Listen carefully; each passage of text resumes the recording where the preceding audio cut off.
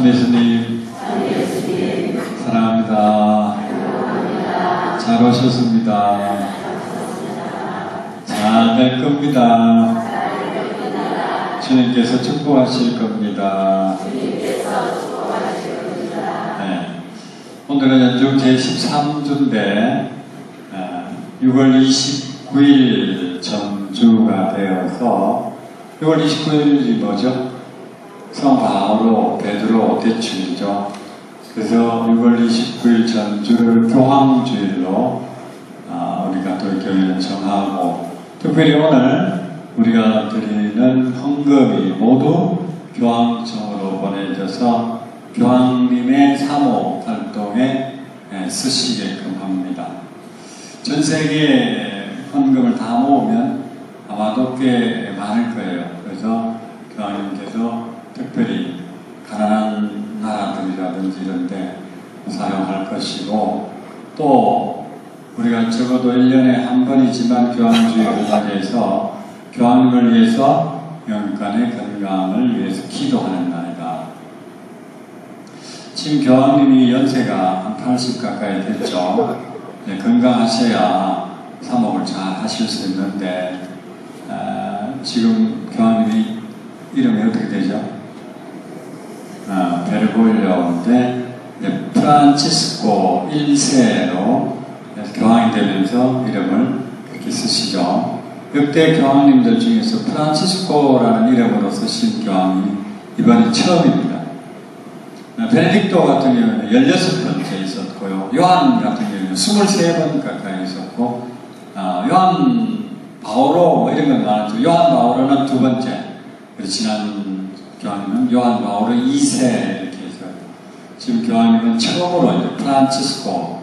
당시는 예수회 소속인데도 예수의 창설자는 누구죠? 이냐시오거든요. 이냐시오를 쓰시지 않고 프란치스코 성인을 당시 교황명으로 쓰십니다. 어쩌면 지금 이 시대가 프란치스코 성인이 필요로 하는 시대가 아닌가. 프란치스코 성인하면 우리가 첫 번째 떠오르는 뭐죠?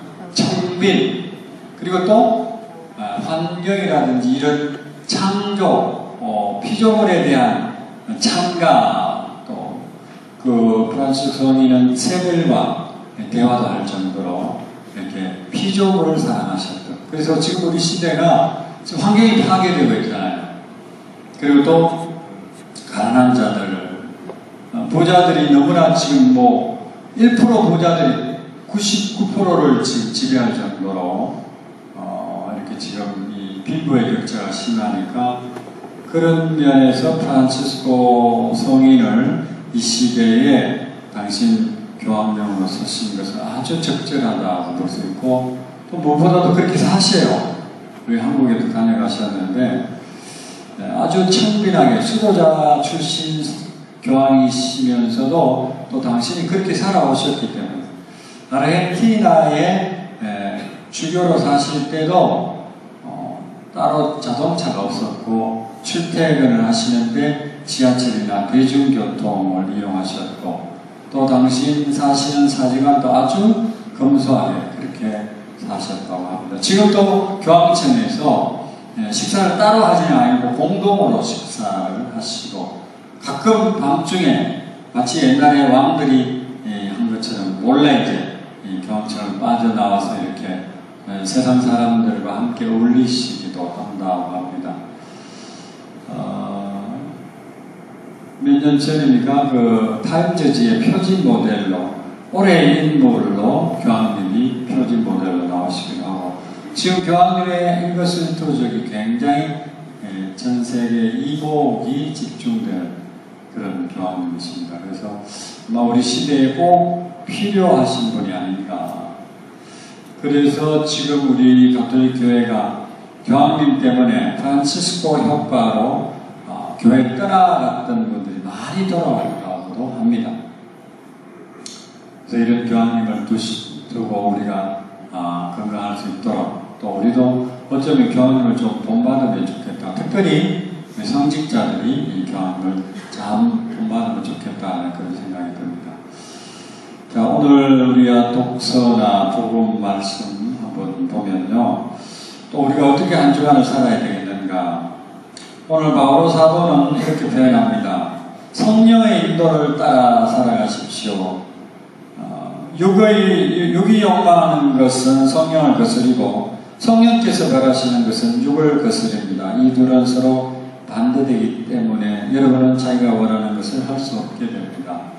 우리 그리스도인들 세례성사를 통해서 우리는 성령으로 하나님의 자녀가 되었고 성령이 우리 안에 머물러 계시니까 성령의 인도를 따라 살아가야 된다. 세상적이고 육적인 것을 쫓아가서는 안 된다. 그럼에도 불구하고 그런 유혹을 많이 받고 있습니다. 어제 오늘 성령 세미나를 지금 57명이 수강을 하고 지금 교육을 받고 있는데 우리 모두들도 정말 성령으로 좀 거듭나야 돼요. 또 성령을 좀 체험해야 됩니다. 저는 개인적으로 성령 체험을 통해서 제 삶이 이렇게 변화가 되었는데 그리스도인이라면 누구나 다 성령을 좀 체험하셔야 되거든요. 그래서 단호하게 우리가 육적인 겁니다. 세속적이고 쾌락적이고 또 우리 육신이 바라는 것은 굉장히 본능적입니다. 본능은 어떤 것이죠? 편안해지려는 것이죠. 편안해져. 그리고 또 사람들로부터 칭찬과 인정을 받으려고 하고 또 높아지려고 하는 것. 또 많이 소유하려고 하는 것. 이게 본능입니다. 그럼 성령은 그 반대니까 어떻게 돼야 되겠어요? 낮아져야 된다. 누가 그렇게 살았습니까? 예수님이요. 많은 성인성녀들이요. 낮아져요. 그리고 편안한 것이 아니죠. 십자가를 지죠. 십자가. 그리고 소유하는 것이 아니죠. 갖는 것이 아니고 버려야 돼요. 그래서 오늘 예수님께서도 이제 하늘에 올라가실 때라는 것은 바꿔 말하면 당신이 순환하실 때, 돌아가실 때가 되어서 예루살렘 차원에서 예루살렘에 가십니다. 이제 당신이 십자가에 못 박혀 돌아가신다는 것을 아시고 피하는 것이 아니라 스스로 원해서 이제 예루살렘으로 가시는데 가는 길에 사마리아를 지나가게 됩니다. 사마리아는 예루살렘으로 가는 길의 지름길이에요. 또 예전에 사마리아 여인과 우물가에서 대화를 나누었고 또 사마리아에서 며칠 머무르기도 했습니다. 사마리아에도 기쁜 소식이 전해졌는데 그 지름길로 가기 위해서 글로 가려고 했지만 사마리아 사람들이 예수님의 일행을 받아들이지 않았다. 만약 거기 가서 좀 머무르고 복음을 전했더라면 계시게 하겠지만 지나간다고 하니까 사마리아 사람들은 혼혈족입니다. 이스라엘이 아시리아 바빌론으로 유배가고 나라가 멸망당할 때 좀 똑똑한 사람들, 괜찮은 사람들은 다 끌려갔고 정말 아무것도 아닌 사람들만 거기에 남아있었고 그러면서 70년이라는 세월이 지나면서 다른 이방민족들과 섞갈리고 혼혈족이 되고 또 다른 이방민족들의 신들을 섬기고 그래서 돌아왔을 때 사마리아 사람과 이스라엘 백성들은 이제 서로 원수지간으로 지내는 그런 사이였죠. 그러니까 요한과 야고보가 어떻게 주님 저희가 하늘에서 불을 내려 저들을 불살라버리기를 원하십니까? 예수님을 안 받아들인다고 제자들과 화를 내고 어떻게 징벌을 가하자. 예수님은 오히려 그들을 나무라면 그럴 필요가 없다. 또 그래서는 안 된다. 그러면서 이제 지름길이 아닌 다른 길로 돌아가는데 가는 도중에 이제 세 부류의 사람이 이제 예수님을 따라가겠다고 하는데 그때 예수님께서 하신 말씀입니다.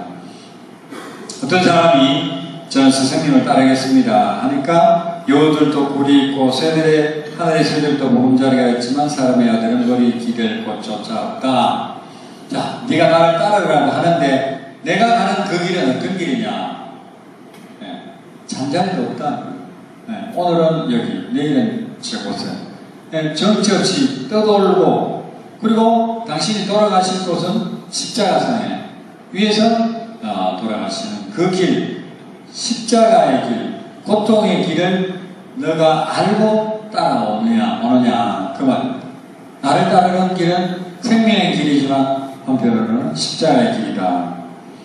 또 다른 사람이에게 이제 예수님께서 직접 나를 따라라 하고 부르시자 그는 뭐라 그럽니까? 주님이라는 말은 이미 그는 예수님을 메시아로 인정하고 있다는 말이죠. 집에 가서 아버지의 장사를 지내게 허락해 주십시오. 아마 아버지가 돌아가시는 모양입니다. 아니 우리가 보통 같으면 그 일이 있으면 그래 장사 지내고 일 처리하고 오느라 했을 텐데 예수님은 다른 말씀하시죠. 뭐라고요? 죽은 이들의 장사는 죽은 일이 지내도록 내버려두고 너는 가서 하나님 나라를 알려라.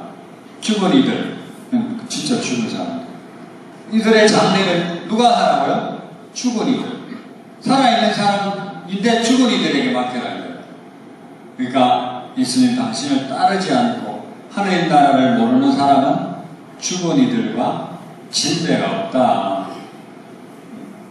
그러니까 당신을 따라가는 그 사람만이 산자들이고 생명의 길을 걷는 사람이다. 이 말입니다. 누가복음 15장에도 예수님께서 잃었던 아들, 작은 아들이 돌아왔을 때 뭐라 그랬어요? 잃었던 아들은 다시 찾았다. 죽었던 아들이 되살아났다. 이렇게 말씀하셨어요. 죽었다는 것은 영적으로 죽은 것은 죽은 거예요. 우리는 영적으로 지금 살아있습니다. 그러나 하나님을 믿지 않는 또 설령 믿다가도 지금 쉬고 있는 이들은 어떤 사람이에요? 죽은 이들이다. 죽은 이들. 자, 마지막으로 또 다른 사람이 주님 저는 주님을 따르겠습니다. 그러나 먼저 가족들에게 작별 인사를 허락해 주십시오.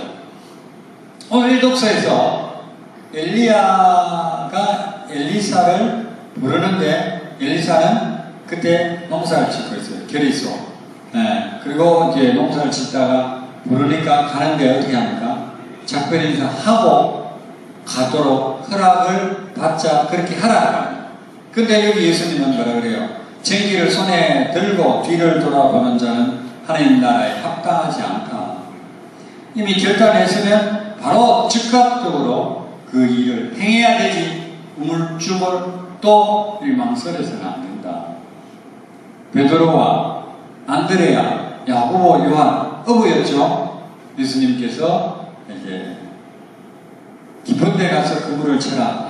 그물이 찢어질 만큼 고기가 많이 잡혔고 그러지만 예수님께서 너희들은 이제 사람 낚는 어부가 되게 하겠다 하니까 그들은 즉시 어떻게 했죠? 그물을 버리고 그 다음요 아버지를 떠나 예수님을 따라갔다. 그물은 뭡니까? 생계수단. 아버지는 뭡니까? 가족. 즉각 버리고 예수님을 따라 나섰다. 그래서 예수님의 부르심에는 망설임이 없이 결단을 내려야 된다. 여러분 결단을 내렸습니까? 내렸습니까? 네, 내렸죠. 지금 따라가고 있잖아요. 문제는 따라가되 끝까지 가야 된다. 그죠? 가다가 유혹에 빠지고 도중에 쉰다든지 빠져나가면 안 된다. 지금 그렇게 하는 사람들이 숫자가 많아지고 있습니다. 참 안타까운 현실인데요. 우리는 이제 예수님을 따라가는 이 길에 끝까지 갈 수 있도록 그렇게 노력해야 되겠다. 여러분 등산 해보셨죠? 혹시 대청봉 다녀오셨나요? 한라산 백록당 가보셨나요? 네, 그 길은 정상까지 가는데 굉장히 힘든 길. 그죠? 그러면 정상까지 완주 갔다 오기 위해서는 어떻게 해야 됩니까? 우리가 정상을 가는데 어떻게 하면 쉽게 갈 수 있을 것 같아요? 배낭에 짐을 잔뜩 들고 가면 안 되겠죠? 먹을 거. 어떻게 해요? 최소한 버릴 거 버려야 돼요. 간단하게 물. 그죠? 그 다음에 뭐 김밥 한 줄 정도. 제가 예전에 LA 갔는데 거기 본당 신부님께서 아일랜드 분인데 등산을 좋아하더라고요. 그래서 저도 피전 세미나하러 갔다가 월요일 쉬는 날 등산한다 그러니까 저도 같이 가겠습니다 하고 떠나놨었어요. 근데 거기 미국에는 이 산이요 한 3,000m 가까이 되는 산들이 많이 있어요. 그때 겨울이었는데 눈이 막 많이 있더라고요.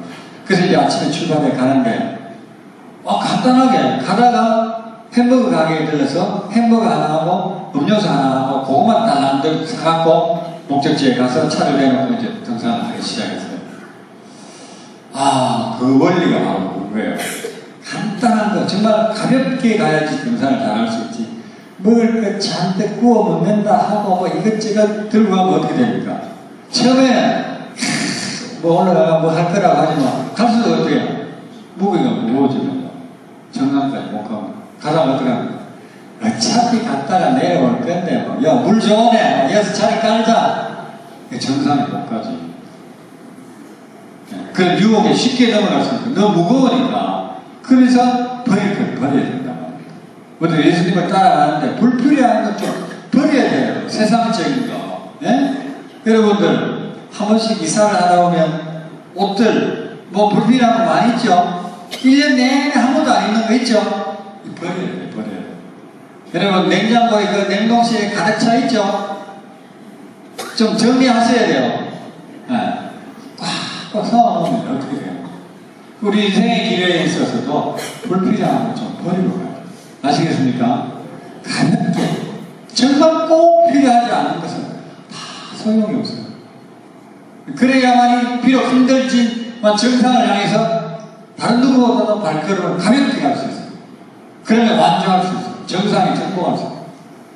자, 오늘 우리에게 주신 이 메시지를 한 주간 좀 그런 마음으로 살고 절대 이 가운데 계시는 분들 중에서는 단 한 명도 주님을 떠나지 않도록 약속을 좀 하면 좋겠습니다. 자, 저기 손가락. 자, 내세요. 나하고 아니고 저기 주님 나오고. 자, 약속합니다. 했죠? 자, 도장도 꽝 찍었습니다. 아멘. 모두에서 주십시오. 한 분의 신 하나님을